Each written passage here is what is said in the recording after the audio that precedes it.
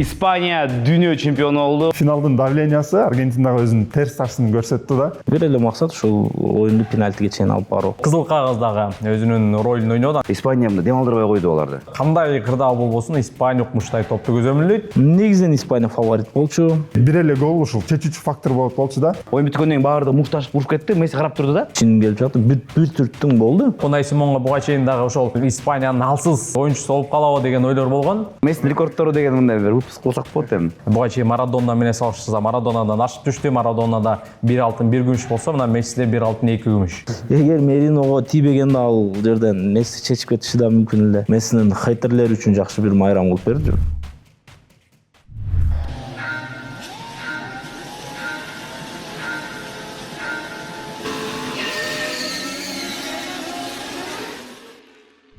Assalamu alaikum достор. Кандайсыздар? Испания dünya чемпиону oldu. Ошол менен биз баштайбыз.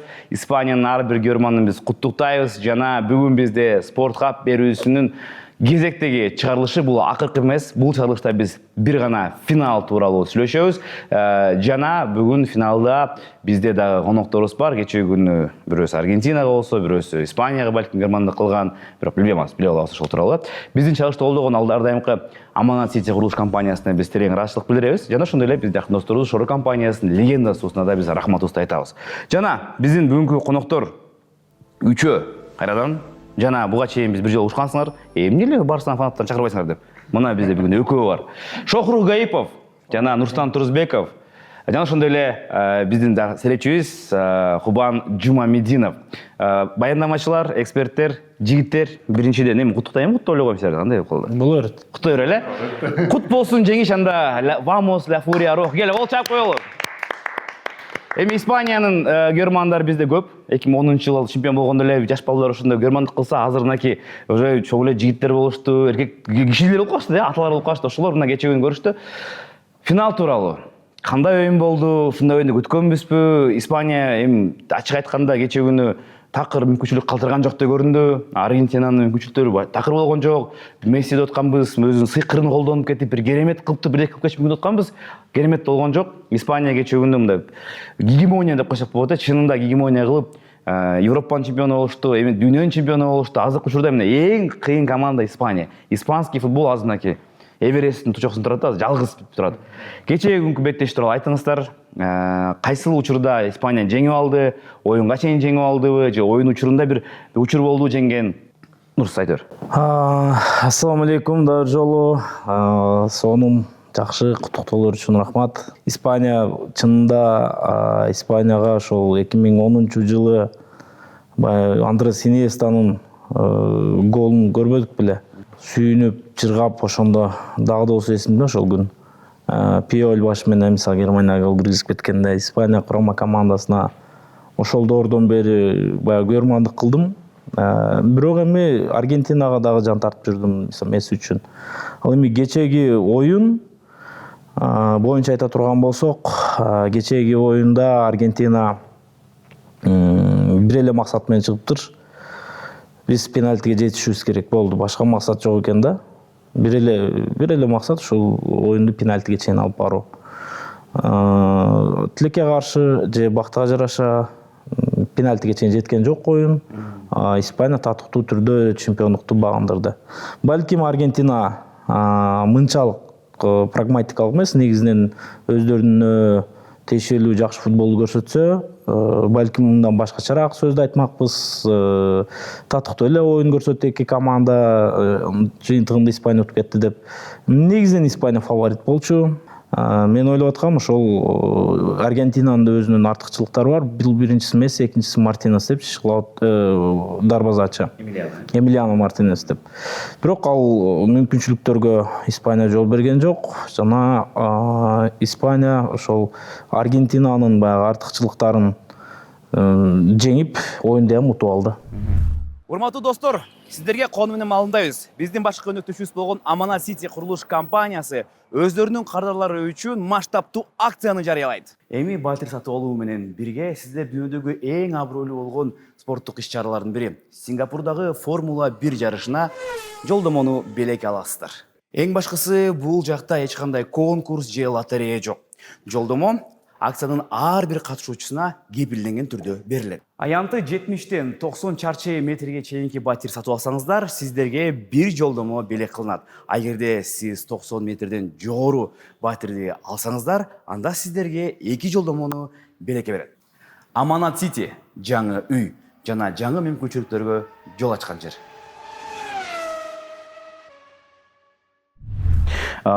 Негизи Аргентина оюн учурунда кандай ойлойсуздар? Мүмкүнчүлүктөр болду аларда жеңгенге же такыр эле мындай Испания мындай дем алдырбай койду аларды? Аргентина Испания жөнүндө кичине айтсам, финалиссима болуш керек болчу. Ага чейин мундиалга чейин анан болбой калган, ушундай айткам, кыялымдагы бир финал болчу да бул. Ошол чемпионат мирдин финалында Аргентина менен Испания бири-бири менен түшкөн экен деп, анан анда ойлогон эмесмин, эгер Испания менен Аргентина ойносо кайсы бирине көбүрөөк көрмандык кылам деп. Бирок кечээ оюн убактында көрдүм, мен көбүрөөк Аргентина жакка жамбасын деп ойлоп. Анан оюнга келсек, оюн башталарда эле сартык курам чыкканда эле албетте кадимки суроолор жаралды. Бул биринчиден албетте Скалониге, себеби ал сартык курамда өзгөртүүлөрдү жасады. Бул биринчи орунда Монтиэль, Малинанын ордуна. Анан ушундай эле жарым финалда Симеоне чыккан болсо, бул жакта Нико чыкты. Бул эмнеден дарек берет? Бул албетте Скалони башынан баштап эле коргоого басым жасап чыкканын түшүндүрөт. Бирок менимче бул ката, ушул эле ката болуп калды деп ойлойм. Идея өзү эле ката болуп калды деп ойлойм, себеби күчтүүрөөк коркпостон оюн көрсөтүш керек болчу. Ушунда балким шанс болот эле. Анан оюн албетте Аргентинада шанс болот эле. Ага чейин бардык эмелер Аргентина жакка көбүрөөк жан басылган болсо, кандайдыр моменттерде Аргентина жакка көбүрөөк Аргентинанын колу келген болсо, ошонун баары финалда кайра чыкты деп ойлойм. Себеби бул биринчи Лисандро Мартинестин жаракаты, анан экинчи Криштиану Ромеронун жаракаты, ошондой эле эки эле өзгөтүү болгондон кийин Аргентинанын башка вариациялары, башка функциялары кичине чектелип калды деп ойлойм. Себеби Лисандро Мартинести алмаштыргандан кийин ага чейин Медина жана Молина экөөсү чогуу чыгыш керек болчу. Скалонин идеясын түшүндүм. Ал эки фланг, коргоо флангтарын өзгөртөм деген идея менен Медина менен Молинаны даярдап аткан, бирок жок жерден анан Ромеро деле травма алып калды, жаракат алып калды. Анан Медина центр защитада ойношко туура келип, анан Талиафико чарчаган болсо деле, чарчаган эмес боюнча 120 минут сол коргоодо ойноду. Балким ушул жаракаттар болбой калганда, балким деген жер көп болуп кетет, аягына чейин айтсак, бирок жаракаттар болбой калганда жаңы функция, жаңы вариациялар болмокта. Ошондой эле ушул жаракат болгон себептен, алмаштыруу болгон себептен аягында атакага басым берүүчү оюнчуларды чыгарышка мүмкүнчүлүк болбой калды. Ошол эле Альмада же ошол эле Лаутаро Мартинес аларды жөн эле мүмкүнчүлүк эч кимге алмаштырып болбойт болчу, же слоттор заменага болгон слоттор түгөнүп калган үчүн башка вариация болбой калды да. Балким ошолар чыкканда оюндун ходу кичине башкача кетмек. Негизи эле Испаниянын да жолу бар экен, буга чейин ушу кечээ Куан айтып кетти го, эфирден угатып ошону байкадым. Жана Португалия болгондо Нуну Мендеш травма алып калып, мындай ушундай болуп калды. Салиба болду, кечээ күнү Мартинес мындай аябай мындай топ келиши болуп калды. Анан карасаң, чынында чемпион болуш үчүн бир гана команда эмес, мына Фортуна дагы бар экен, кечээ ошону байкадык да. Беттеш тууралуу Куан, сен кечээ алып бардың, алып барганда Испаниянын биз артыкчылыгын, Испаниянын негизги үстөмдүүлүгүн толугу менен көрдүк. Сен эмне байкадың бул беттеште, мындай Аргентинада мындай шанстар болотту? Анан кийин Месси кечээ күнү мындай такыр көрүнгөн жок да, бир сокку болуптур, 0-0-3 йылдыз менен. Деги эле мындай Аргентина кечээ күнү сокку жүзгөн жок. Биринчи тайм, экинчи таймда такыр болгон жок. Анан кийин ошо кошулган убакытта 1-2 болду, болду. Эмнеге ушунчалык мындай Аргентина коркойдон айтсак, корккондор жок да, тескерисинче барып мындай чабуулда жүргүзүп атты, мындай физикалык, мындай психологиялык басым кылып атты, бирок мындай оюнда болгон жок да алардачы. Негизинен оюн алдында албетте Аргентинада мындан көбүрөөк күткөнбүз. Албетте Испания эми топко көзөмөл кылат, көбүрөөк чабуул жасайт, бирок Аргентина эми сөзсүз түрдө буга чейин айтканда мына Мессинин фактору, бир эпизод кезде гол же голдук пасты чыгарып бере тургандай же кооптуу учурду жарата тургандай бир оюнду кыла алат деген ой болгон, бирок дал ушул Испания буга чейинки ошо Аргентинанын атаандаштарынан эң чоң айырмасы бул жарым коргонуу бөлүгүдө. Анан буга чейин Кабо Верде, Египет, Швейцария, ошол эле Англияны ала ала турган болсок, алар топту мына көзөмөлдөй албайт. Анан бул жактан эми Испания утуп жатса дагы, утулуп жатса дагы, Аргентина укмуштай прессинг жасаса дагы топту укмуштай көзөмөлдөйт. Бир эпизод болду оюнда, кээ бир учурларда 5 мүнөттө Аргентина ушул Симондун дарбазасынын жанына чейин жогорку прессинг кылды, бирок Испания ошондой кысымдан дагы корккон жок да, ошондой учурдан да чыгып кетип атат. Демек, бул эмнеден кабар берет? Испания чындап укмуштай бир командалык система, ар бир оюнчусу өтө мыкты иштейт. Анан Аргентинада оюндун башында бир-эки учур болду. Албетте дарбаза соккуза аткан жок, бирок эки учурда тең Унай Симон өз учурунда дарбазадан чыгып топту тээп жатты. Менимче ошо 5-мүнөттөрдө го дейм. Жакшы бир мүмкүнчүлүк болгондо Месси 1-1 чыгып кетүүгө мүмкүнчүлүк бар болчу, бирок Унай Симон дарбазасын таштап убагында чыгып, ошол эпизодду куткарып кетти. Андан кийин Кубарси бир аз ыңгайсыз артка пас бергенде да Симон ошол жерден өз убагында чыгып алдыга тээп жиберди. Демек, сокко болгон жок, бирок бир аз мүмкүнчүлүктөр болуп жатты. Анан сөзсүз түрдө Испаниянын оюну бул эми өтө жогорку деңгээлде болду. Анан күтүлгөн эле эсеп, бул жакта оюнда айтканбыз, ошо 1 гол чечип кетет деп. Менимче Испания эгерде тезирээк голду киргизсе, биринчи таймда же экинчи тайм башында, менимче Аргентинада бир мындан да жакшыраак оюнду көрмөкпүз. Анткени 1-0 эсебинде утулуп жаткандан кийин ошол эле Лаутаро Мартинес чыкмак, башка дагы чабуулдагы оюнчулар чыгып, бир Аргентинанын дагы буга чейинки оюндардагыдай укмуштай кысымы болбосо дагы бир көрмөкпүз. Эми бардык алмашуулар бүткөндөн кийин гол жаралды. Жогоруда Шохрук айткандай, Лионель Скалониде эч кандай мүмкүнчүлүк болгон жок. Ошол эле кезде мына оюндагы ошол кызыл кагаздагы өзүнүн ролун ойноду. Анткени кызыл кагаз болбогондо мүмкүн 11-11 болуп ойноп жаткан учурда мындан дагы жакшыраак коргонуп, дал ошол пенальти сериясына чейин жеткизип коймок. Бирок эми Энсо Фернандес ошол жерде бир аз кызыл кандуулукка алдырып жиберди дагы, экинчи сары кагазын алды.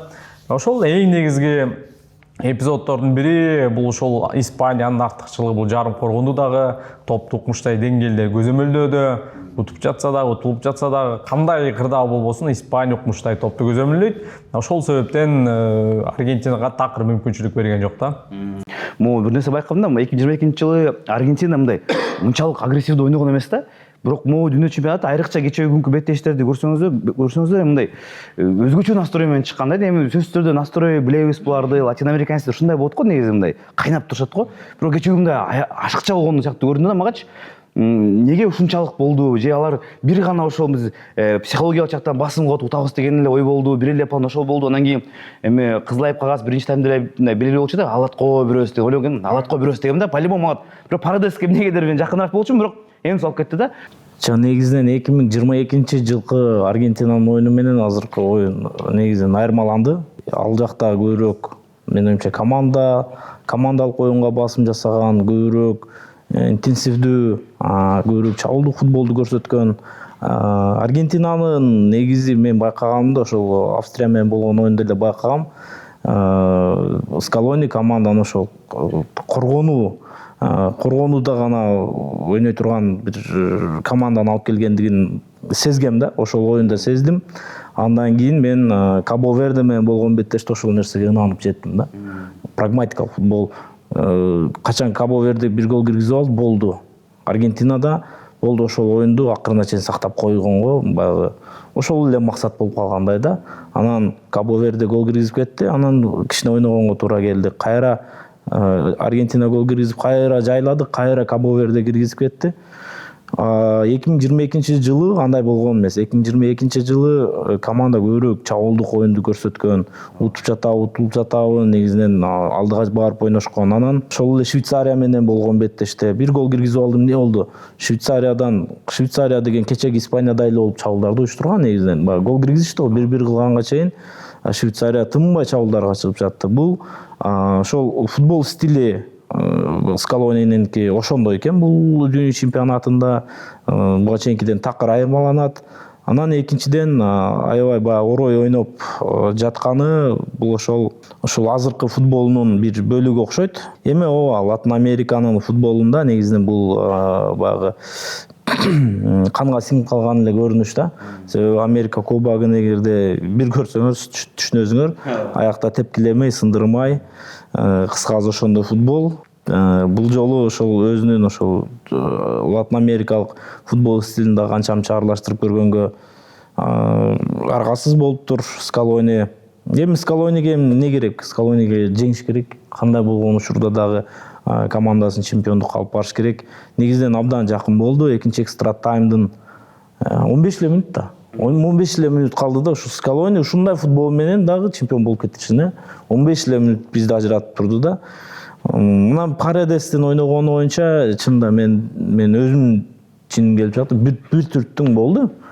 Кулап түштү. Кайра түртөт да, ана өзү сурап атат да, сары кагаздычы. Анчалыкка чейин барбаш керек го дейм. Эми оюн айлы алдыда узун, анын үстүнө өздөрү 120 минут ойнойбуз деп, биягына уже настройка бар болгон болсо, эмнеге анчалык ойноду билбейм. Анан Энсо Фернандестики бир тобокел кадам болуп калды окшойт. Экинчиде бир көрөйүн, жетип калсам баатыр болуп кетем деди да ал оюнда. Бирок жетпей калды. Натыйжасында кызыл айып кагаз командасын ошентип кыйын абалга кептеп койду. Бирок биринчи экстра таймда Аргентина оюнду өзгөртүштү.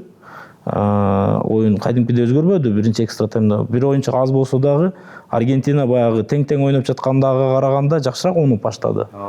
Бирок ал нерсени испандар өздөрүнүн пайдасына колдонуп кетти да. Качан Аргентина алдыга чыгып, алдыдан үмүт издей баштаганда, Испания күтүп туруп бир учурда гана чыгасыңар, гол киргизесиңер деген ойду айтты окшойт. Дела Фуанта ошол нерсе иштеп кетти. Негизи эле могу аргентинецтерге аябай таң калам да, мындай клубтар ойногондо мындай жөнөкөй эле да, мындай спокойно кадимкидей ойношот. Ошол Энсо деп Челсидин оюнчусу го. Өзү бар да, мындай характери бар, бирок мынчалык эмес да, чынындачы. Улуттук курмага келгенде кадимкидей эле жактан Скалони бирдеке деп айтабууларга же эмне дейт билбейм, бирок мындай башкача да. Кечээ күнү көрсөк ошол Мессинин айырмасы аябай экен да. Месси мындай өзүнүн команданын бир бөлүгү, бирок мындай психологически, эмоционально караганда 2022 менен моудан айырма болду да. Командадан да четте тургандай болду да, мындай. Алар өзгөчө заряжен, өзгөчө мындай дымагы башка. Мессиники өзүнчө башкача деп көрдүм да. Оюндан кийин байкадыңыздар да. Оюн бүткөндөн кийин баардыгы мушташып уруп кетти. Месси карап турду да. Месси менимче ага да жакпаса керек ушул мындай көрүнүшчү. Ал чыныгы мындай футбол менен жеңгиси келди да менин оюмча. Кечээ ушундай болуп калды. Анан оюнчуга тура калсак. Кечээ күнкү оюндун мыкты оюнчусу ким болду ойлойсуздар? Чечүүчү оюнчу ким болду ойлойсуздар? Ар бир команда келсер, мынакей Испаниянын мыкты оюнчусу ким болду? Аргентинанын мыкты оюнчусу ким болду деп. Испанияда мыкты оюнчу бүт команданы айтсак болот. Себеби бул биринчи орунда албетте Дела Фуантени айтыш керек. Себеби орустарда бир сөз бар, не перемудрил. Кандай футбол ойноп келген болсо, ушундай эле футболду койду финалга, анан ушул бой менен утуп кетти. Мисалы үчүн, жарым финалда Аргентина Англия менен ойногондо Тухель перемудрил, коргонууга басым көрсөтүп, кичине коркуп ойногондуктан утулуп калган болчу. Дела Фуанта андай кылган жок. Кандай ойноп келген болсо, ушундай эле состав, оптимальный состав, эч кандай өзгөртүүсүздөр, ошол эле жарым финалда ойногон оюнчулар түштү деле, ошолор результат көрсөтүп кетти. Баары жакшы ойноду, баарын айтып чыксак болот. Ошол эле Родри, Ольмо, же болбосом кирип Ферран Торрес жана алдын сүйлөштүк. Ферран Торрес гол болбосо деле киргенде эле оюнга бир башкача темп кошту да. Кайра эле жанагы прессингтерди күчөйттү. Прессинг жагынан же болбосо Баянонун ордуна кирген Нико Уильямс албетте өзүнүн жакшы жагынан көрсөтүп, ага чейин балким аны жылдыз ачылып аткан болсо, эмне финалда өзүнүн жакшы жагынан көрсөтүп, общий команда болду. Аргентинага келсек, бул албетте мен оюнча Эмилиано Мартинес. Себеби дүйнө чемпионаттар тарыхында адашпасам рекордду жаңылады. Бир оюн финалда 10 же 11 сейф, адашпасам 11 сейф жасап. Бирок ушул эле жерде дагы бир парадокс да. Эгерде Аргентина оюндун башында, балким 10-15 минуттарда бир гол өткөрүп салганда, балким башкача оюн болмок да. Себеби бир эле гол ушул чечүүчү фактор болчу да. Же Аргентина, же Испания ошол биринчи таймда, же болбосо экинчи таймдын башында бир гол өткөргөндө башкача кичине ачык футбол болмок да. Гол кирбегендиктен эки команда тең эле жабык футбол көрсөтүп, айрыкча Аргентина жабык футбол көрсөтүп, ушундай коргоого басым жасап келди да. Эгерде ага чейинки Англия менен Швейцария менен оюндарда Аргентина давленияны байкаган жок да, себеби анда утулуп калганда мындай эле ага чейин эми 2020 утканбыз да чемпионат мираны, эми эмне болмок деп эле мындай эле кетишмек да. А бул жерде финал болгон үчүн именно финалдын давлениясы Аргентинага өзүнүн терс ташын көрсөттү да. Ошон үчүн ага чейин Скалони деле өзүнүн мүмкүнчүлүктөрүнөн келип чыгып койгон футбол боюнча кандайдыр бир рисктерде барган болсо, финалда ошол рискке баргандан коркуп калды деп ойлойм да. Себеби бул жак уже дальше уже бир кадамда жары же бери болуп калган үчүн көбүрөөк давление ушул бүт мундиалда биринчи оюндан баштап Англия менен оюнга чейин Аргентина давленияны сезбеген болсо, бирок бир эле ушул финалдын эле давлениясы Аргентинаны башка терс жактарын көрсөтүп койду да. Тема, кийинки тема өтөлү мындай. Беттеш аяктады, беттеш бүттү, эми Испанияны октуктайбы сөзсүз түрдө. Бирок мындай жыйынтыктар бар да, бир кандай Скалони кетет деп атат. Мессинин тагдыры белгисиз. Билишимче ошол эгерде Аргентина утканда балким кийинки Копа Америкага ойномок деп айтып атат. Негизи эле Мессинин кийинки кадамдары кандай болот деп ойлойсуздар? Негизи кандай кылыш керек? Сиз кандай көргүңүз келет? Мессинин кийинки ошол кадамын же ушу менен бүтүш керекпи карьерасы? Интер Майамиде эле ойнош керекпи? Кандай көрөсүз негизи Мессинин азыркы карьерасын? Куба, сен бир айтып көр. Эми Лионель Месси бул карьерасында мүмкүн болгон бардык нерсени жасады. Андыктан эми карьерасын жыйынтыктай деле берсе болот. Бирок эми бул мелдештеги анын оюнун көрдүк. Оюну дагы да болсо жогорку деңгээлде, андыктан дагы жок дегенде бир 2-3 жыл ушундай эле бир жогорку темпте, жогорку деңгээлде ойной болот. Эми бул чемпионатта көрдүк да, деңгээли жакшы. Бирок эми Аргентина курама командасына менимче ушул жерден деле карьерасын жыйынтыктап койсо туура болот. Анткени кийинки 4 жылдан кийин менимче Аргентина мындан дагы күчтүү ойной албайт болуш керек. Месси дагы бир аз картаят, андыктан дал ушул позитивдүү нотада деле жыйынтыктап койсо болот. Карьерасын 3 жолу дүйнө чемпионатынын финалына чыкты. Буга чейин Марадона менен салыштырса, Марадонадан ашып түштү. Марадонада 1 алтын 1 күмүш болсо, мына Мессиде 1 алтын 2 күмүш. Эми ал жагынан алып караганда ашты. Демек, эми Копа Америкага мүмкүн катышып, ошол жакта эми бул жакта күмүш болуп калды да. Копа Америкага барып, ал жакта алтын медаль менен аягына чыгарып койсо деле болот. Эми Копа Америкада билесиздер, ал жакта атаандаштык эми дүйнө чемпионатындагыдай эмес, европалык командалар жок, андыктан ал жакта жеңишке жетүү мүмкүнчүлүгү жогору. Менимче азыркы учурда эми ал жакта дагы сөзсүз түрдө укмушта кыйын оюндар болот. Ал жакта деле эми жеңүү оңой эмес, бирок командалар аз, атаандаштык азыраак. Андыктан Месси кааласа, менимче өзү чечет. Бул жакта буга чейин эле жалпы командага кимдер чакырат, кече күнү Кубан Атабеков келип айтып кетпеди, убагында Марадона чеччи деп. Азыркы күндө деле ошол Месси көп сөзсүз түрдө өзүнүн орду бар. Менимче машыктыруучулар штабы же федерациянын өкүлдөрү бүттү, карьераң бүттүр деп айтпайт. Бардыгы өзүнүн колунда. Эгерде өзүндө каалоо болсо, мотивация болсо, менимче сөзсүз түрдө ошол Копа Америкага барып, алтын медальды жеңип, жыйынтыктап койсо деле болот. Ал эми мына клубдук карьерасына келе турган болсок, менимче эми Европага кайтып келүүнүн деле кажети жок. Европада ал Европаны мына көптөгөн видеолор чыгып атпайбы, Европаны багындырган оюнчу деп. Багындырды, башка далилдей турган эч нерсенин кереги жок. Интер Майамиде да ушул акыркы бир жылдарда жөн гана өзүнүн рахаты үчүн ойноп, жалпы ошол көрөрмандарына бир гана MLS эмес, жалпы ошол өзүнүн Мессинин көрөрмандарында жакшы бир кооз голдорду киргизип, укмуштай дриблингтерин көрсөтүп, карьерасын жыйынтыктап койсо туура болот. Менимче ошол Копа Американы катышып, ошол жакта алтын медаль менен бүтүрсө, сонун көрүнүш болуш керек. Месси мындай оюнчу да, ага чейин көрүп келгем, ал эгерде мисал үчүн 15 гол киргизиш үчүн 4 гол калган болсо, ал мен ушул 15 голду киргизип коем, анан бүтүрүшүм керек деген ой менен жашабайт да. Мен көрүп келем. Ушундай эле бир эле келишсат болчу, бул дүйнөлүк биринчиликтин кубогу, аны алып койгон. Ошон үчүн балким эртең, балким бүгүн Месси Аргентинадагы өз карьерасын аяктады деген жаңылык чыкса, мен таң калбайм да.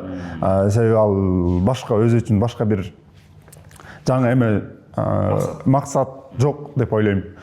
Клубдук карьерасына келиш керек болсо, ал деле ушундай эле принцип менен болот. Эч кимге эч нерсени ал башка далилдешинин кереги жок. Бул жагы өзү үчүн эле өзүн ойногусу келсе дагы 1-2 жыл балким ойнойт. Болбосом жарым жылдан кийин все, футбол менен салам алейкум деп Ооба, эми негизинен Месси кээ бир футболчулар болду го. 32-33 жашында баягы карьерасы жакшы эле турган учурда аяктап салды Тони Кросс мисалы. Бирок Месси менен Роналду эми булардын иши футбол, ошондуктан качан дене жүгүрүп жатканда мен оюмча алар ойносо керек. Месси жөнүндө айта турган болсом, Месси азыр чечим чыгарбайт, шашпайт. Мен оюм билбейм. Шахрук айткандай бүгүн эртең жаңы чыгып калышы да мүмкүн. Бирок менин жеке пикиримде азыр ойлонсо керек, жок дегенде 1,5 жыл же 1 жыл курама командага барбаса керек Месси.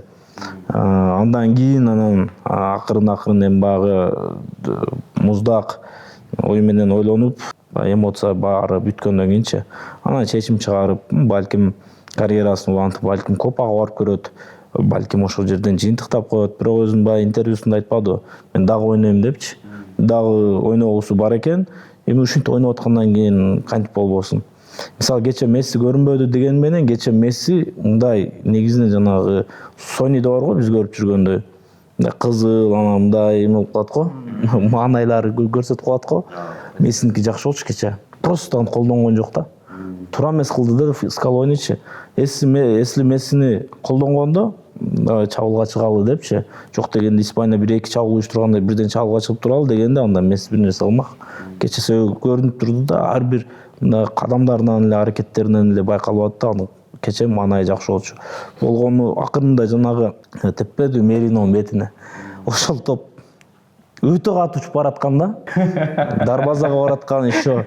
Эгер Мериного тийбегенде ал жерден Месси чечип кетиши да мүмкүн эле. Анын үстүнө баягы жерде эми талаштуудагы учур болуп калбадыбы, жанагы оюндун 92-мүнөтүндө Месси баягы чабуулга баратканда фол болду го Мессиге противчи. Мессинин точкасы болчу да ошол жерчи. Ошол жерде бербей койду да. Ошол жерде Мессиге бергенде кечегидей маана менен мен оюмча чечип да кетиши мүмкүн эле. Анан бир таң калтырып, бир капа кылганы бул ошол алтын топ сыйлыгын ошол дүйнө чемпионатынын Родриге берип койгону. Чынында Родри деле жаман эмес. Ал деле топ 5 оюнчунун катарында, бирок Месси менен оюмча баарынан татыктоочу. Бул баягы фанатизм менен ой Месси деген баягы эмелерден эмес, негизинен баардыгын тең объективдүү карап айткандагы сөзүм да. Мисалы ошол эле 7 оюндун баарында Месси MVP болду да, мисалчы. Көп оюнда MVP сыйлыгын алды. Анан келип туруп Родриге берип койду. Месси өзү утулуп баягы араң турганда ал сыйлыкты берип койсо, Мессиде бир аз да болсо баягы жүрөгү жылып калмак мен оюмча. Ошол жерди бир аз туура эмес кылып койгондой да. Менин оюм боюнча деле ушундай. Мен деле ойлогом финал кандай бүтүшүнөн карабай, мен деле ойлогом Месси алса керек деп. Себеби 39 жашында ушундай оюн көрсөтүп атып, 8 гол же плюс 4 голдук пасы бар. Месси алса керек деп ойлогом, бирок дагы бир ойга келип калды. Балким бул жакта FIFA жана политика болуп кетти. FIFA кичине коркуп кайра Мессиге берип койсо кайра эле бизге хейт болуп кетеби деп ойлоп, балки ушул ойдон чыгып эле Родриге берип койду деген ой келди да. Себеби Испаниянын оюнун карап чыксак, Испания өтө катуу ойноду. Бул деңгээлде башка бир деле курама команда бул деңгээлдеги оюнду көрсөтө албайт да. Бирок ал жакта команда ойнот да. Бардык оюнчулар бирдей ойноду. Прессинг болсо баары бирдей прессинг, коргонуу болсо баары бирдей коргонуу. Атака өткөндө ар бир оюнчу бирдей ойноду. Родри жарым финалда Францияга каршы эң жакшы оюндардын бирөөнү көрсөттү, бирок ал бир эле оюн болуп калды деп ойлойм да. Месси болсо дээрлик ар бир оюнда өзүнү кандайдыр жакшы жагынан көрсөтүп келип, чемпионат мирдин алтын тобуна ылайыктуу болчу деп ойлойм. Анан ушул эле жерде жана Унай Симон жөнүндө айтып кетсек деле, туура Унай Симон бул логикадан келип чыксак, албетте золотая перчатка Унай Симон башка татыктуу оюнчу жок болчу, бирок ушул эле жерде башка нерсе Испанияга каршы оюндарда 1 же 2 3-4 жолу эле сокку болду го дейм воротага, дарбазага. Башка жерде коргоочулардын классы эле Унай Симонго ушул сыйлыкты алып берип койду деп ойлойм. Кубага береличи суроону. Менимче кечегине айткам да, Месси утулса да Месси алат депчи. Бирок эми Родри татыктуу, бул жакта бир эле оюнда отпой. Жок, менимче Испания албетте команда. Бирок ошол команданын башында Ямаль эмес, же Симеон эмес, же Кубарс эмес, албетте Родри турат. Анткени буга чейин Аргентина менен ойногон оюндарда ошол Англия же башка ошол Египет, Швейцария эмнеге утулуп жатты, ошол топту көзөмөлдөй турган адам жок болуп калды. Биз 2010-жылды убагында мына Испания дегенде Хави Иньестаны да ошол чабуулга үмүт алган оюнчулар алдыңкы бөлүктө болуп, алар алтын топко жакыныраак болгон. 2010-жылы анеме Серхио Бускетс алардын көлөкөсүнө калып кеткен да. Бускетсти ошол алтын топко жакын деп эч ким айткан эмес. Бирок Бускетстин ролу көрөкөдө калып кетсе, бул курамда тескерисинче ошол Ольмо, Педри, Руис эмес, Родри биринчи орунда да. Ошол убагында Хави Иньеста албаган алтын топту Родри алып кетти да. Анан Родри, мисалы кече күнкү оюнду финалды алып карай турган болсок, Родри эң көп топко көп тийди. Себеби дегенде коргонууда жүрөт, чабуулда жүрөт. Бир гана учурда ошол жана Месси аз жерден бирге бир чыгып кете жаздады дедим го. Ошол учурда Родри чабуулга чыгып кетип, өзү чабуулчуга айланып кеткен, бир жолу жок болуп калды ордунда. Мына Испания эмне болду? Бир эле мисалда. Андыктан Родринин менимче бул жерде чындап өтө чоң да. Ямальга караганда дагы Баяна болобу. Родрини албетте оюндун аягында алды Субименди. Субименди деле ошол командалык оюнду бузган жок, бирок ошол атаандаш 10 оюнчуга ойноп жаткан учурда чыгарды. Анан буга чейинки оюндарда башка оюнчулар алмашууга чыкты, бирок Субименди, ошол Родрини алмаштыра турган оюнчу, кече күнкү оюнда биринчи гана жолу оюн практикасын алды. Ага чейин 7 оюнда ал алмашууда калып кетти. Бирок эми Субименди деген бул анын деңгээли дагы бир топ деңгээлге жакын оюнчу да. Арсеналдын негизги оюнчусу да ушул Субименди келгенден кийин Арсенал чемпион болууда. Андыктан Субимендинин деңгээли дагы жогору. Бирок Родри Субимендиден 2 баш бийик экендигинен улам, ал Субименди бир дагы мүнөт алган жок. Кече күнү Родри мына аябай көп чуркады, чабуулга да аралашты. Ошол себептен жөн эле физикалык жактан чарчап калгандыгына байланыштуу. Менимче аргасынан да ушул Луис де Фуэнте Субимендинин чыгарды. Андыктан Родри менимче бир гана Франция менен эмес, ошол Португалияда FIFA расмий түрдө Португалия менен болгон беттеште Родрини мыкты оюнчу аталды. Да ушул менимче буга чейинки беттеште алып карай турган болсок, Испаниянын эң бир кыйын оюндары Португалия менен болду. Мына ошол оюнда дагы Португалиянын негизги күчү ошол борбордук жарым коргоочулар болчу да. Эң күчтүү саналган. Чемпионаттын башында эле айтпадык беле, Португалиянын эң күчтүү жагы ошол жарым коргоочулар деп. Бирок мына ошол тиреште дагы Родри өзүнүн мыктылыгын көрсөттү. Андыктан чечүүчү ролду ойноду. Менимче буга чейин Родри ошо алтын топту алганда, ага чейин Европа чемпионатын утканда Родри жакшы оюнчу деген ойдо болчумун. Бирок мына бул турнирди карап, менимче Родри ошол жөн гана жакшы оюнчу эмес, топ деңгээлдеги ошол дүйнөдөгү учурдагы топ 5 оюнчунун катарында экендигин ынандым. Анан Унай Симон жөнүндө айтсак, Унай Симонго буга чейин дагы ошол бир Испаниянын алсыз оюнчусу болуп калабы деген ойлор болгон. Бирок ал ойду дагы мен артка кайтарам. Унай Симон чындап ал ушул командага Симон керек экен. Албетте Симонго дагы көп суроолор берип жатпай, эмнеге мыкты дарбаза чалды депчи. Ал бул турнирде 8 оюнда болгон 10 гана сейв жасаган экен. Мартинес кече мына 1 оюнда эле 11 сейв жасады. Бирок Унай Симондун ошо командага керек нерсеси бул ошол бир гана сейв жасоо эмес, ал убагында топко чыгып, убагында өнөктөштөрүн коргоп, ката кетирсе коргоочулары, жана ошол прессингден чыгууга дагы жардам тийгизет. Пастары дагы менимче дарбазач үчүн өтө жогорку пайыз тактык менен пастарды берет. Жакын пас болобу, алыс пас болобу. Демек, Унай Симондун артыкчылыгы ошол сызыкта укмуштай сейфтерди жасоо эмес, анын милдети ошол команданын чабуулун баштап берүүдө окшойт деген ойдомун да. Короче, мен ойлойм, мен деле айтып коеюн оюнду. Месси керек болчу. Анткени болот го мында турнирлердечи. Бияктан бүт награданын баарын Испания урса болду. Молчу молодой игрок, вратарь, бүт баарын кетип калды да. Мындай жерден мен оюмча Родри бул жактан деле өтө деле апал болсо керек, Испания апал болсо керек. Каршылаш тараптан деле экинчи орун алган командадан деле бир игрок берип койсомок да.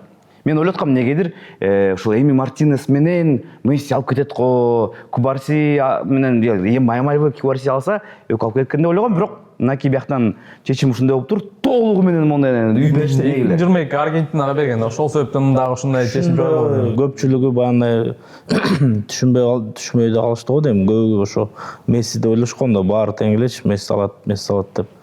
Анан Родри канчалык күчтүү болсо деле, менин оюмча, ооба, Родрини менен эч качан алсыз, Родри эч качан татыксыз деген эмес, бирок кечегиден Месси Родриге караганда татыктуураак болчу. Экинчиден, баягы мурунку алтын топ сыйлыгын албады, тиги Баллон д'Ордучу.